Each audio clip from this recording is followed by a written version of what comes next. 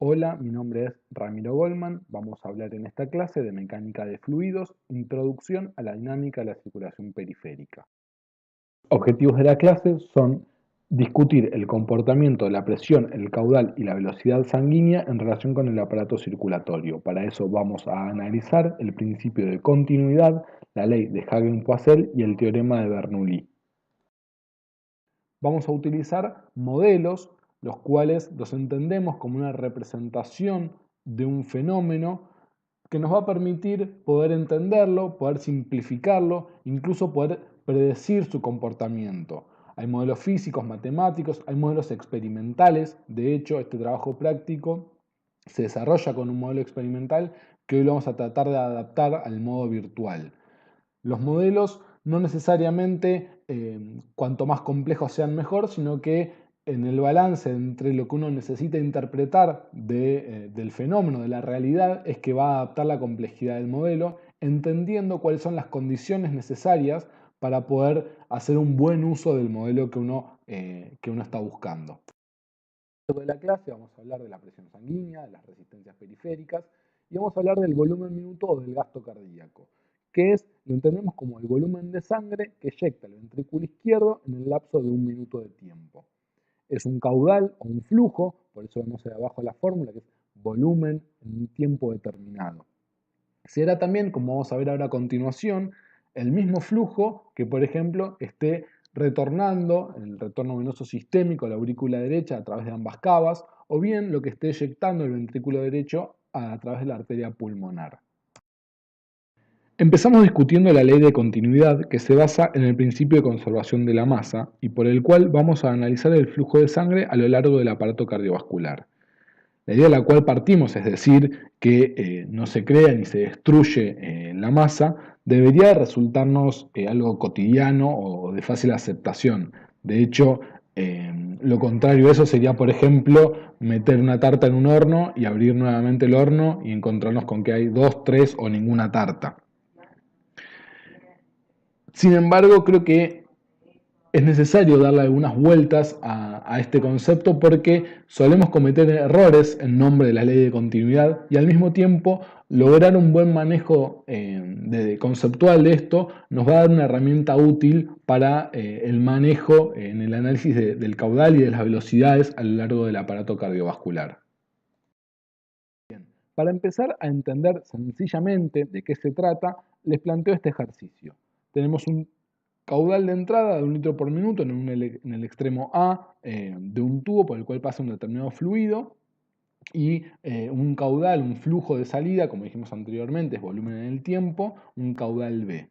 Si lo que tenemos de caudal de entrada es 1 litro por minuto, ¿cuánto esperaríamos tener de flujo de salida? Obviamente sería 1 litro por minuto.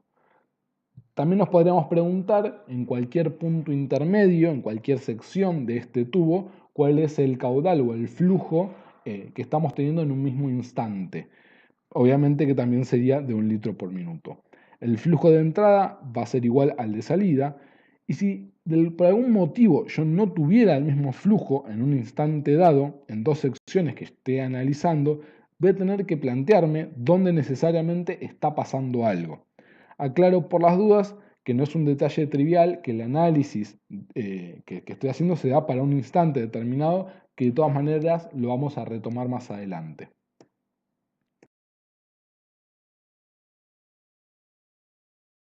Joya, seguimos cuarenteando. La verdad que resulta algo, digamos, que no parece tener mucho rebusque, pero vamos a ir desarrollándolo de todas maneras un poco más. Les recomiendo, yo voy poniendo varias preguntas a lo largo de la clase, que se tomen el tiempo de leerlas, de pensarlas tranquilos, pongan pausa y traten de responderlas ustedes antes de seguir con el video. Acá les pregunto entonces, en cualquier sistema de fluidos, ¿voy a tener el mismo caudal en cualquier tubo y en cualquier situación? ¿Qué estamos asumiendo entonces?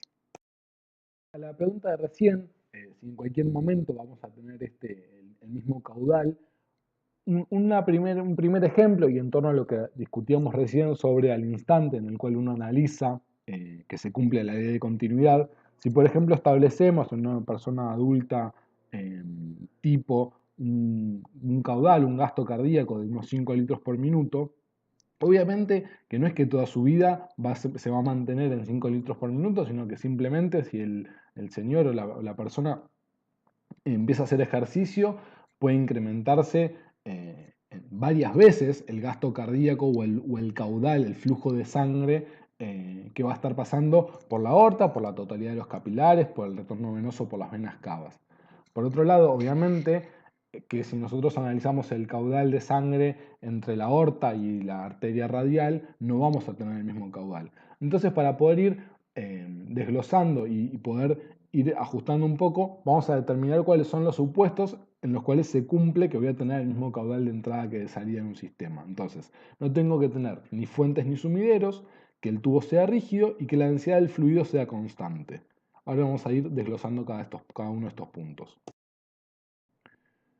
Volvemos al ejemplo anterior, pero acá en este caso lo que vamos a ofrecerle es una fuente, un tubito por el cual yo le voy a inyectar una determinada cantidad de volumen. En este caso son 0,2 litros por minuto que le inyecto de caudal B sumado al caudal A. En este ejemplo, obviamente, el caudal que yo voy a tener de salida va a ser de 1,2 litros por minuto. ¿Está claro? No hay mucha duda, no debería traer mayores complicaciones. Y no es que porque yo tengo un caudal A no puedo tener un caudal distinto C. En este caso, por ejemplo, con una fuente, la sumatoria de los dos flujos me está dando el flujo de salida. Otro ejemplo que planteo acá es una bifurcación, un tubo que inicialmente tiene 1 litro por minuto. En este caso, el caudal B más el caudal C van a ser los que estén equiparados al caudal A. Depende de cómo sean las resistencias de estas ramas, es cómo se va a distribuir uno u otro flujo. Y obviamente que el caudal B, por ejemplo, no va a ser igual al caudal A.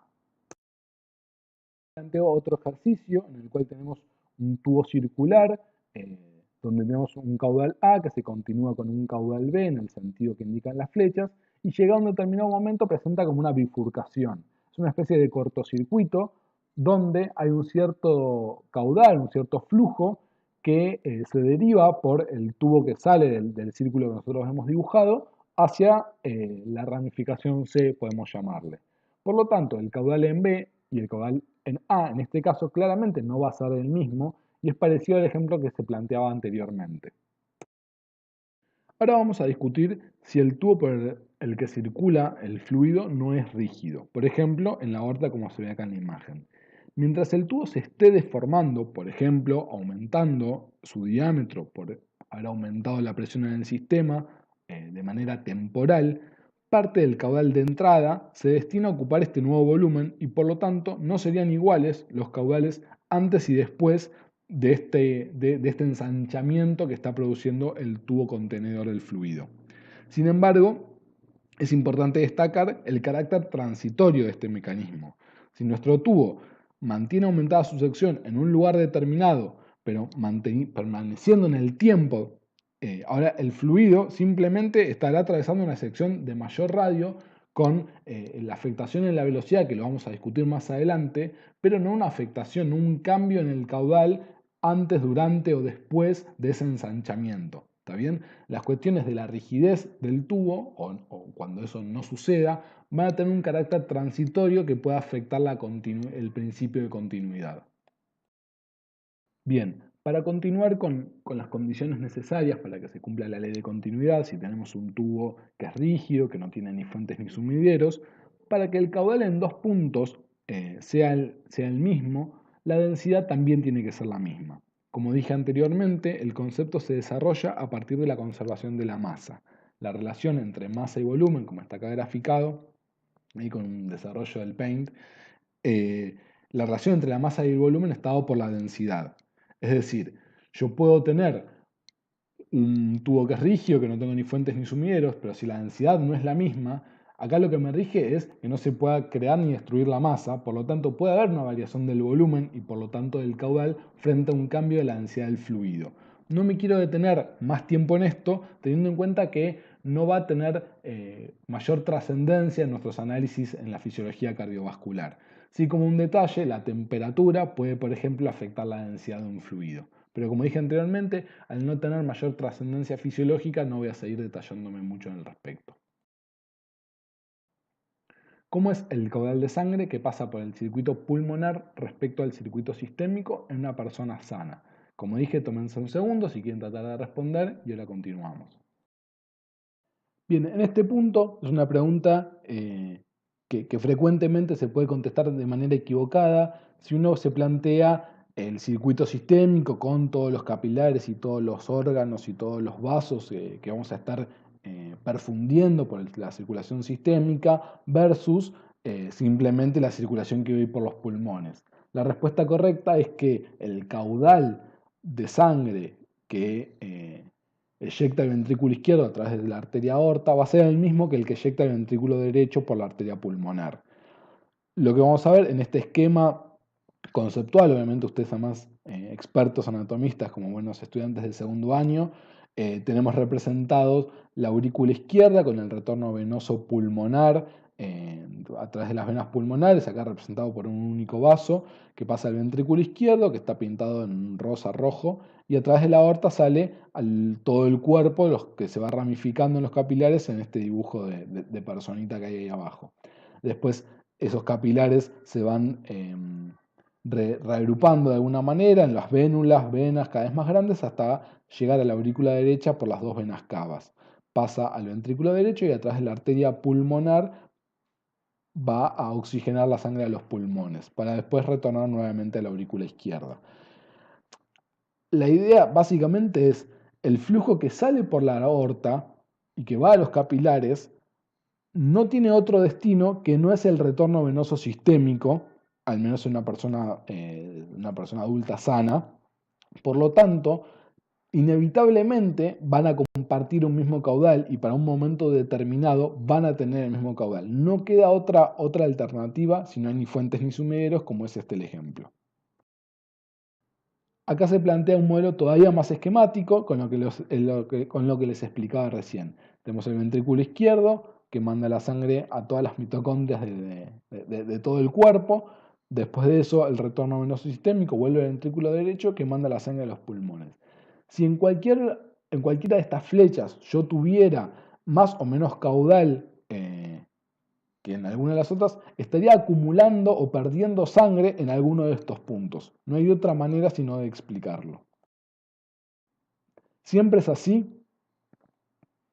Acá es simplemente la aclaración de la circulación fetal. También ustedes que vienen de cursar empleo hace poco, quizás tengan esto también bastante presente. Hay cortocircuitos de la vida fetal, como por ejemplo, acá está en el punto 4 el ductus arterioso, que comunica la aorta descendente con la arteria pulmonar. En la vía intrafetal esto implica un cortocircuito que saltea el pulmón. Obviamente que en estas condiciones el flujo pulmonar y el sistémico no van a ser el mismo porque no están en serie como en la vida adulta.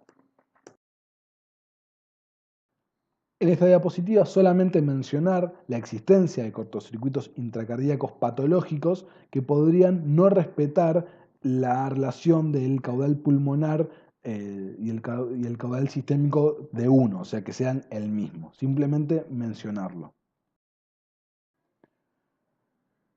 ¿Cómo es el caudal de la sangre en la aorta respecto al caudal de las venas cavas? Tienen para contestar. Esquema ya lo vimos en uno de los ejercicios anteriores y de hecho ya discutimos la pregunta que hicimos recién.